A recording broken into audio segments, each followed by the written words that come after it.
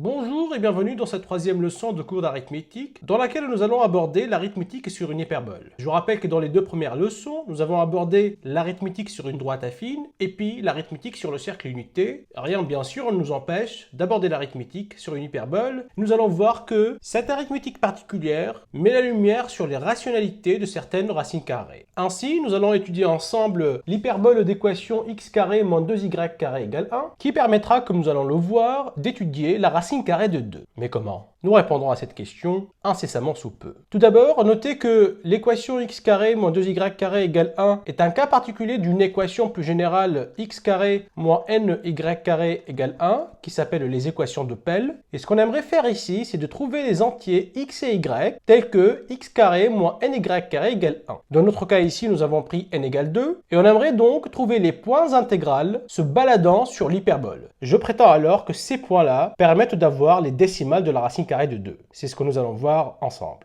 Tout d'abord, notez qu'il est possible ici d'appliquer la méthode de Diophante afin de trouver une formule donnant tous les points rationnels se baladant sur notre parabole x carré moins 2y carré égale 1. Et pour ce faire, notez par exemple que le point ici de coordonnées moins 1, 0 est un point trivial sur cette hyperbole et que pour trouver tous les autres points, il suffit maintenant de projeter ce point de façon rationnelle, c'est-à-dire je vais prendre une pente rationnelle ici égale à t et qui permettra du coup de trouver un deuxième point d'intersection ici qui sera lui aussi rationnel. Si vous n'avez pas compris grand-chose, je vous invite d'aller voir notre deuxième leçon portant sur l'arithmétique sur le cercle unité. Allons-y donc. La droite ici de pente égale à t passant par moins 1, 0, elle a une équation égale à y égale à t facteur de x plus 1 comme celle vue sur le cercle unité. Par ailleurs, ici, notre point il est de coordonnées x, y et j'aimerais trouver donc ces coordonnées et ce avec des fractions. Donc ce point il se balade sur cette droite, ainsi ces coordonnées vérifient y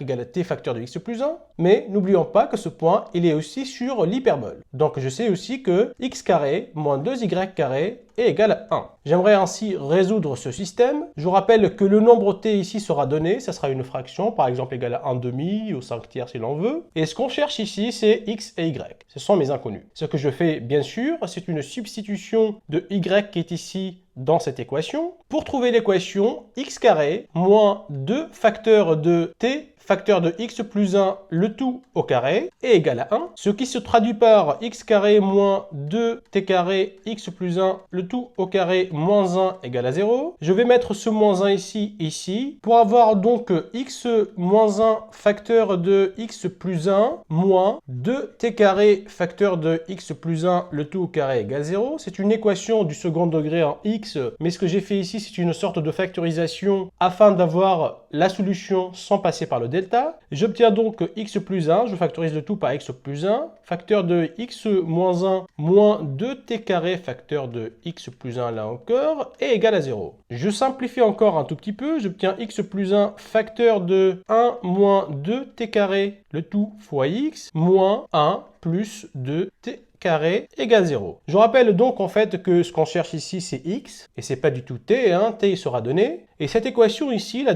deuxième facteur, est une équation du premier degré en x. Fastoche tout ça, cela donne ou bien x égale à moins 1, mais ça on s'y attendait puisque ici, on cherchait l'intersection de l'hyperbole avec la droite passant par moins 1, 0 et de pente égale à t. Et puisque le premier point d'intersection, c'est bien sûr ce point qui est ici, d'abscisse x égale à moins 1. Ainsi, x égale à moins 1 solution est tout à fait triviale. La deuxième solution, et c'est le x qu'on cherche, ça sera le x qui est ici, en fonction bien sûr de t. Et j'obtiens donc que x, je vais réécrire les choses ici, x égale à 1 plus 2t au carré, le tout divisé par 1 moins 2t au carré. Super chouette. Combien vaut y alors? Eh bien y, je vous rappelle, il est relié avec x par t facteur de x plus 1. Faites le calcul, remplacez x qui est ici par ce terme qui est là, vous tomberez sur 2t, le tout divisé par 1 moins 2t au carré. Voilà. J'ai effacé donc ce que je viens de faire comme calcul, et ce que je sais maintenant, c'est que x et y sont aussi reliés par l'équation x carré moins 2y carré égale 1, ce qui donne bien sûr que 1 plus 2t au carré, le tout divisé par 1 moins 2t au carré, le tout au carré, moins 2 fois 2t, le tout divisé par 1 moins 2t au carré, le tout au carré est égal à 1. Et cela donne tous les points rationnels situés sur l'hyperbole. Ah oui? Eh bien, pour en avoir le cœur net, regardez ce que je vais faire. Je vais prendre une pente t égale à 0. C'est-à-dire, ça sera cette droite ici, horizontale. Et normalement, ce procédé devrait me donner le point d'intersection qui est ici, qui lui aussi est sur l'hyperbole et qui est de coordonnées rationnelles. C'est-à-dire le point de coordonnées 1, 0. Est-ce vrai cette histoire? Eh bien oui, parce que si vous remplacez ici dans x par t égale 0, vous allez tomber en haut sur 1, en bas aussi sur 1, c'est 1 sur 1 et ça donnera 1. Et puis ici, on tombera sur y égale 0, et du coup on tombera sur le point de coordonnées 1, 0, ce qui est le résultat attendu. C'est super sympathique ça, n'est-ce pas? Je vais maintenant essayer ma formule avec par exemple t égale à 1 quart. Donc si t égale à 1 sur 4, j'obtiens x égale à 1 plus 2 fois 1 quart au carré, c'est-à-dire 2 fois 1 divisé par 16, le tout divisé par 1 moins 2 fois 1 divisé par 16.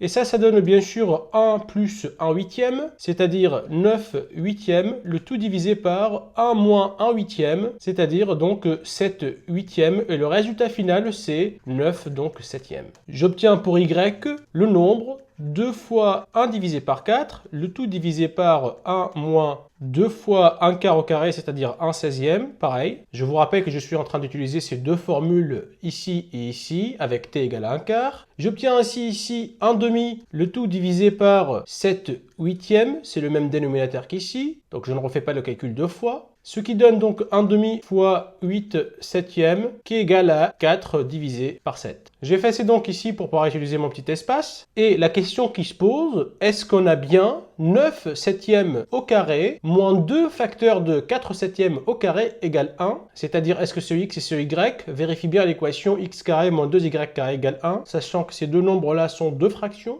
Eh bien, regardez, j'effectue le calcul, 9 septièmes au carré moins 2 facteurs de 4 septièmes, le tout au carré. Qu'est-ce que j'obtiens? J'obtiens donc 81, le tout divisé par 49, moins 2 fois 16, c'est-à-dire moins 32, le tout divisé par 49, là encore. Qu'est-ce que j'obtiens? Eh bien, j'obtiens 49 divisé par 49, puisque 81 moins 32, ça vaut 49. Et 49 divisé par 49, c'est bien égal à 1. Ah, il est incroyable ce Diophante, vraiment. C'est-à-dire sa méthode permet de trouver, et ce de façon très efficace, tous les points à coordonnées rationnelles se baladant sur l'hyperbole. Maintenant, la question qui se pose, est-ce que cette méthode permet d'avoir les points à coordonnées entières, comme on a vu avec le cercle par exemple? Pour répondre à cette question, nous allons quand même faire un peu d'expérimentation et voir ce que cela peut bien donner. Une première idée consiste alors à prendre t égale à u sur un certain v, comme on a fait avec le cercle, et de remplacer t qui est ici par u divisé par v. Qu'est-ce que je sais? Je sais tout d'abord que 1 plus 2t au carré, le tout divisé par 1 moins 2t carré, le tout au carré, moins 2 facteurs de 2t, le tout divisé par 1 moins 2t carré, le tout au carré, est égal à 1. Ensuite, je remplace t par u divisé par v, où u et v sont des entiers. J'obtiens 1 plus 2 facteurs de u sur v, le tout au carré, le tout divisé par donc 1 moins 2 u sur v, le tout au carré, moins 2 u sur v, le tout divisé par 1 moins 2 facteurs de u sur v, le tout au carré, le tout au carré. Je vous invite bien sûr à faire les calculs par vous-même. Tout ceci vaut 1. Ensuite, je multiplie en haut et en bas par v carré afin de me débarrasser du v carré qui est en bas. J'obtiens v carré plus 2 fois u carré, le tout divisé par v carré moins 2u carré, le tout au carré, moins 2uv, le tout divisé par donc v carré moins 2u carré, le tout au carré, est égal à 1. Je multiplie maintenant le tout par v carré moins 2u carré, le tout au carré. J'obtiens donc la formule que v carré plus 2u au carré, le tout au carré, moins 2uv, le tout au carré, est égal à v carré moins 2u carré, le tout au carré. Ah ah, encore une formule qui ressemble à celle retrouvée pour les triplés pythagoriciens. Ah, petit oubli ici, j'ai oublié 2 qui est ici et le 2 qui est là, et donc un 2 qui est là encore. Et le problème de cette formule, c'est qu'elle donne toutes les solutions entières de l'équation x carré moins 2y carré est égal à z au carré. Eh oui, mais moi en fait ce que je veux 1 ici, je ne veux pas de z au carré. Ainsi je vois bien que la connaissance des points rationnels ne permet pas forcément de retrouver tous les points à coordonnées entières. Évidemment, il existe des pentes t qui permettront d'avoir tous les points à coordonnées entières, mais la question maintenant qui se pose, quelle est la pente t à prendre afin de tomber exactement sur les points à coordonnées entières? Et puis regardez la formule qui est ici, c'est assez curieux, c'est que moi ce que je veux, c'est égal à 1, et on pourrait se dire, ah tiens, je voudrais en fait que ceci soit égal à 1. Donc je dois prendre U et V, de façon à ce que ça donne 1, et je suis certain dans ce cas-là que ce nombre qui est là, moins 2 fois ce nombre qui est ici, qui seront des entiers, donneront bien égal à 1 et seront donc des points à coordonnées entières sur l'hyperbole. Donc cela revient du coup à résoudre v carré moins 2u carré égale 1. Si on arrive à résoudre ça, eh bien on trouvera tous les points à coordonnées entières sur l'hyperbole, mais ça c'est exactement l'équation de l'hyperbole. Vous voyez ou pas? Donc la formule que je viens de retrouver avec la méthode de la corde tangente de Diophante, c'est vrai que ça permet de trouver tous les points rationnels. Et si j'essaie maintenant d'appliquer la même astuce qu'avec le cercle unité, je me retrouve avec la même équation à droite. C'est-à-dire je n'obtiens pas égal 1, j'obtiens égal à l'équation de l'hyperbole. On est en train de tourner en rond. Donc passer par la méthode de Diophante nous ramène à notre point de départ, v carré moins 2u carré égale 1. On n'est pas sorti de l'auberge. Il va falloir être un peu plus patient et méditer davantage afin de trouver une meilleure réponse à ce problème. J'ai donc réécrit ici la paramétrisation rationnelle de mon hyperbole et je vais tenter ma chance avec t égale à 1 divisé par 2. Alors, moi je dis tenter ma chance, mais je sais que cela va donner un point à coordonnées entières. Regardez, ici x en fait vaut 1 plus 2 fois 1,5 carré, c'est-à-dire 1 plus 1 demi, le tout divisé par 1 moins 2 fois 1 demi au carré, c'est-à-dire 1 moins 1 demi. Cela donne 3 sur 2, et en bas, 1 sur 2. Le résultat final, c'est 3 demi fois 2, c'est-à-dire 3.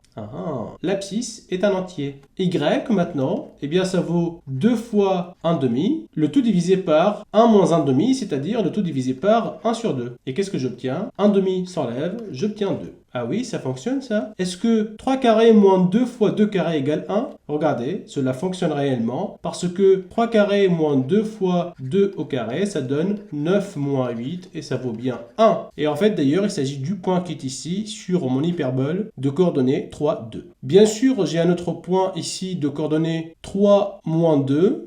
Puisque c'est un carré en fait, moins 2 au carré ou 2 au carré c'est la même chose. Et puisque c'est une symétrie, j'obtiens encore un point qui est ici, de coordonnées moins 3, 2, et encore un point qui est là, de coordonnées moins 3, moins 2. C'est-à-dire qu'il suffit d'étudier en fait les points à coordonnées entières sur le premier cadran qui est ici. Ça sert à rien d'étudier les autres puisqu'il s'agit en fait d'une symétrie et qu'il s'agit donc d'un jeu de signes pour déterminer tout le reste. Alors, j'obtiens d'abord une première solution, c'est super chouette, mais comment obtenir toutes les autres solutions entières qui se baladent sur la parabole? Tout d'abord, notez que 3 donc 2 est une première solution, et je vais à chaque fois évaluer la fraction x sur y, ici donc 3 divisé par 2, et j'obtiens 1,5. Pour l'instant, je ne sais pas ce que cela veut dire. Vous allez voir que plus on va trouver de solutions entières à notre équation x carré moins 2y carré égale 1, plus un phénomène assez intéressant va apparaître sur le développement décimal de chacune des fractions correspondantes à nos solutions entières. Maintenant, la méthode qui permet de trouver toutes les autres solutions de l'équation x carré moins 2y carré égale 1 est là encore réellement ingénieuse. Regardez comment on fait. Je connais une première solution qui est donc 3, 2, que je vais écrire un peu autrement. Je vais écrire 3, 2 comme 3 plus 2 fois la racine carrée de 2. Pourquoi la racine carrée de 2? Eh bien, c'est en lien avec le 2 qui apparaît ici dans l'équation de l'hyperbole. Maintenant, pour obtenir une deuxième solution, regardez ce que je vais faire. Je prends donc 3 plus 2 racine de 2 que je mets au carré. Je calcule le résultat avec mon identité remarquable, j'obtiens 3 carrés plus 2ab, c'est-à-dire 2 fois 3 fois 2 racines de 2, plus b carré, c'est-à-dire plus 2 racines de 2, le tout au carré. Qu'est-ce que j'obtiens comme résultat? J'obtiens 9 plus 12 racines de 2 et 2 racines de 2 le tout carré, ça donne un 8, et donc du coup j'obtiens 17 plus 12 racines de 2. Je prétends alors que en fait le couple maintenant correspondant à cette écriture algébrique, qui est donc 17, 12, est solution de l'équation x carré moins 2y carré égale 1. Ah oui, c'est vrai ça. Eh bien, regardez, 17 au carré moins 2 fois 12 au carré. Si je fais le calcul, je tombe sur 289, qui est 17 au carré, moins 2 fois 144, qui est égal à donc 289 moins 288, et ça vaut bien 1. Oh, incroyable. Donc mettre le nombre 3 plus 2 racine de 2 le tout au carré donne un autre nombre qui est sous la forme a plus b racine de 2 et j'obtiens forcément que a et b sont solutions de l'équation diophantine x carré moins 2y carré égale 1. Mais est-ce un hasard? Bon, ce que je vais faire, je vais aller plus loin et faire 3 plus 2 racine de 2, le tout à la puissance 3. Pensez-vous que je vais obtenir, là encore, un couple d'entiers naturels vérifiant l'équation d'hyperbole? Eh bien, je prétends que oui, parce que ça vaut donc 3 plus 2 racine de 2, le tout au carré fois 3 plus 2 racine de 2. Faites le calcul, vous allez tomber donc d'abord sur 17 plus 12 racine de 2, le tout facteur de 3 plus 2 racine de 2, et après calcul, j'obtiens donc 99 plus 70 fois la racine carrée de 2. Et je prétends que 99 et 70, ce couple-là, est bien solution de l'équation qui est ici, et je vous laisse le soin de faire les calculs. Je vous rappelle qu'on s'est dit qu'on allait s'intéresser à chaque fois qu'on trouve un couple d'entiers à la fraction, donc x par y. Ici, donc, la fraction correspondante à 17 12 et 17 douzièmes, et si je fais le calcul, elle est environ égale à 1,4166 jusqu'à l'infini. Est-ce que vous reconnaissez quelque chose ici? 1.41. Alors, si maintenant j'essaye avec le couple 99-70, j'obtiens la fraction donc 99, le tout divisé par 70, qui est environ égal à 1.4142, etc.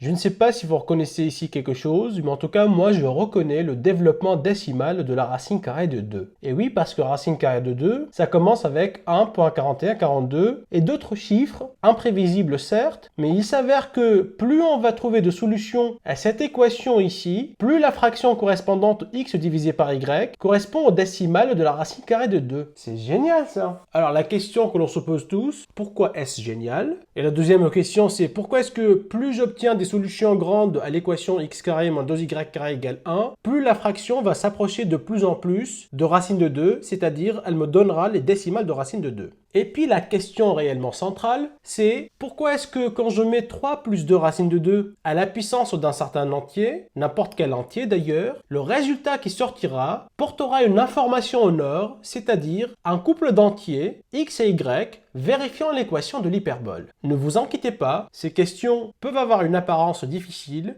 mais avec seulement un peu d'algèbre, et bien sûr avec un peu d'ingéniosité, on arrivera à répondre à ces questions. Nous n'allons pas utiliser de techniques sophistiquées, mais des petites idées, par-ci par-là, qui peuvent tomber par expérimentation et qui permettront de justifier et de répondre à toutes nos questions. Tenez bon, les calculs ne seront pas sophistiqués, mais il va falloir quand même rester concentré. D'abord, on répond à la question la plus facile, c'est-à-dire pourquoi est-ce génial? Pourquoi est-ce génial de trouver les poids à coordonnées entières sur l'hyperbole d'équation x carré moins 2y carré égale 1? Eh bien parce que on vient de voir que cela permet d'avoir les décimales de la racine carrée de 2, et vous allez me dire, oui d'accord, mais n'y a-t-il pas plus simple pour trouver les décimales de la racine carrée de 2? Bien sûr, il y a des méthodes, telles que la méthode de Héron, mais elle n'est pas bien plus simple que la méthode permettant de trouver les poids entiers sur l'hyperbole. Et puis pourquoi est-ce que c'est fantastique? Eh bien parce que calculer une fraction comme 17 douzièmes est bien facile et on a un algorithme qui fonctionne à tous les coups. C'est l'algorithme de la division décimale qui tout simplement en fait consiste à faire la division qu'on a appris à l'école primaire d'ailleurs je pense, ou peut-être au collège, je ne sais plus. Eh bien vous faites 17 sur 12, vous tombez sur 1 et puis vous continuez avec une virgule, tac tac tac, vous allez trouver 41, 6, 6, 6, 6, etc. Ainsi il est évident et une trivialité de calculer le développement décimal de n'importe quelle fraction. Par contre, racine de 2, lui, il résiste un peu plus à cet algorithme, mais ce qu'on vient de voir, c'est que plus on trouve des solutions entières à x carré moins 2y carré égale 1, plus les fractions correspondantes correspondent au développement décimal de la racine carrée de 2. Donc, on a trouvé au final un moyen de calculer les décimales de racine de 2 en s'approchant de ce nombre avec des fractions pour lesquelles on sait calculer le développement décimal et ce de façon très facile. Super sympathique, n'est-ce pas? J'espère que vous voyez donc pourquoi c'est génial. Maintenant, on répond à la deuxième question, un peu moins évidente, c'est pourquoi plus je trouve de solutions entières à cette équation, plus la fraction correspondante s'approche de plus en plus de la racine carrée de 2. Eh bien ça c'est parce que si je divise cette équation x carré moins 2y carré égale 1 par y carré, y je prends ici y non nul bien sûr, j'obtiens quoi? J'obtiens x carré le tout divisé par y carré moins 2y carré le tout divisé là encore par y carré est égal à 1 divisé par y carré. J'obtiens au final que x divisé par y le tout au carré moins 2 est égal à 1 divisé par y carré. Qu'est-ce que cela signifie? Eh bien, si y est très grand, 1 sur y carré devient de plus en plus proche de 0. Donc, si 1 sur y carré est de plus en plus proche de 0, je sais que x donc sur y le tout au carré moins 2 est proche de 0. Ça veut dire que x sur y le tout au carré sera proche de 2. Eh bien, cela implique que, en particulier, x sur y, quand y est très grand, sera de plus en plus proche de la racine carrée de 2. Super sympathique. Et donc j'ai trouvé un procédé permettant de trouver des fractions qui se rapprochent de plus en plus de la racine carrée de 2. Si par exemple j'ai envie d'avoir une dizaine de décimales de la racine carrée de 2, je n'ai qu'à appliquer la méthode de tout à l'heure, c'est-à-dire prendre 3 plus 2 racines de 2 et mettre par exemple à la puissance 15, faire le calcul et tomber sur une fraction qui me donnera donc la bonne approximation de la racine carrée de 2. Maintenant, il nous reste donc la question la plus difficile, c'est pourquoi est-ce que quand je fais 3 plus 2 racines de 2 à la puissance un certain n, je tombe donc sur un certain a plus b racine de 2 avec a et b solution de l'équation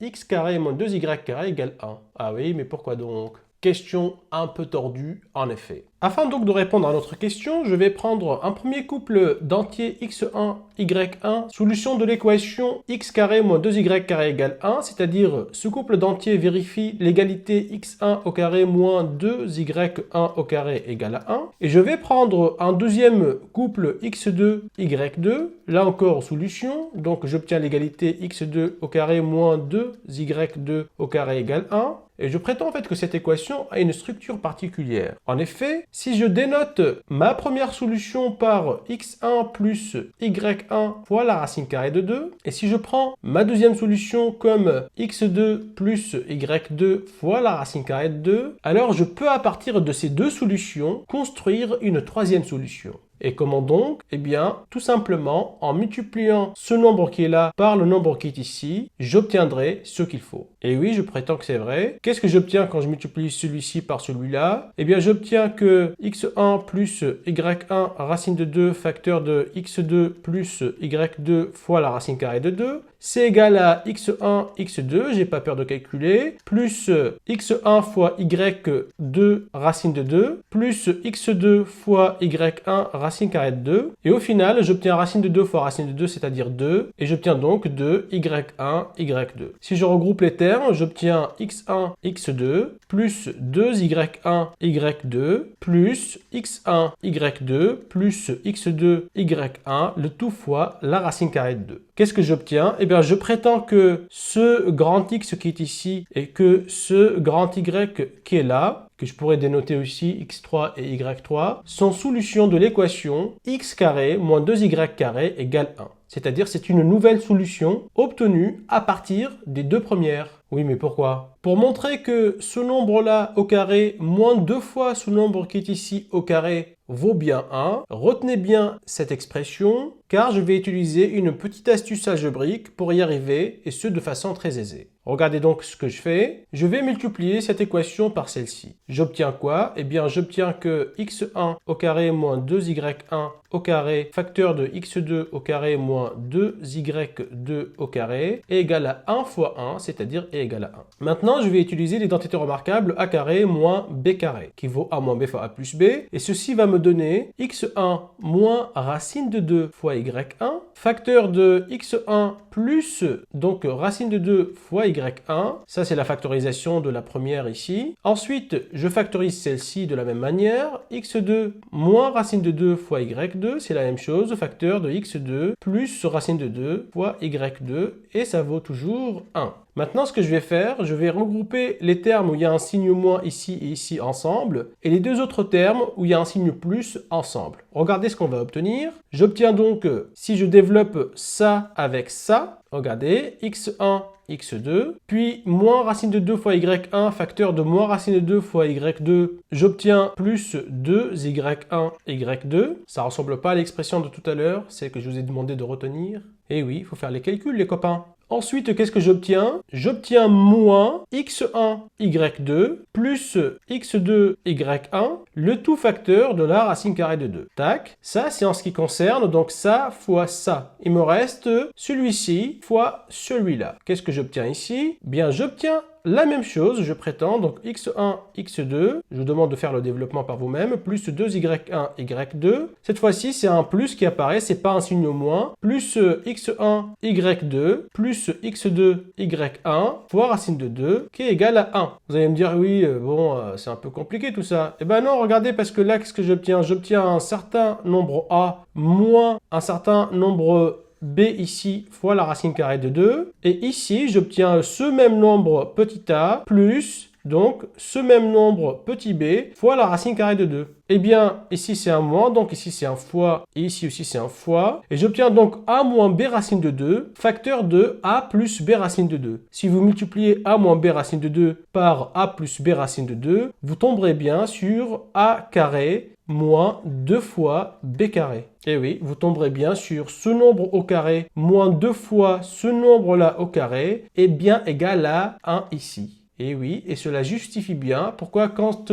je multiplie ce nombre-là par ce nombre-là, le résultat qui va sortir est une troisième solution de l'équation de Pell, x carré moins 2y carré égale 1. J'espère que vous n'êtes pas trop perdu, parce que ces calculs vraiment méritent d'être faits pour que l'on puisse apprécier ce tour de passe-passe algébrique. Je vous invite donc à prendre vos cahiers, s'il vous plaît, vos stylos et bien sûr vos cerveaux. Revenons maintenant à notre question centrale. Pourquoi est-ce que faire 3 plus 2 racine de 2, le tout à la puissance un certain n, donne bien les solutions de cette équation? Eh bien, ça c'est parce que tout simplement, je prends ici x1 plus y1 fois racine de 2, je prends ici 3 plus 2 racine de 2, et puis ici aussi je prends 3 plus 2 racine de 2, c'est-à-dire je multiplie 3 plus 2 racine de 2 par lui-même. Si je multiplie ce nombre par lui-même, par cette démonstration qui est ici, ce que j'obtiens, c'est un nouveau couple d'entiers qui est solution de l'équation de Pell, c'est-à-dire l'équation x carré moins 2y carré égale 1. C'est pour cela d'ailleurs, et par incursion, 3 plus 2 racine de 2, le tout à la puissance n, donnera des solutions entières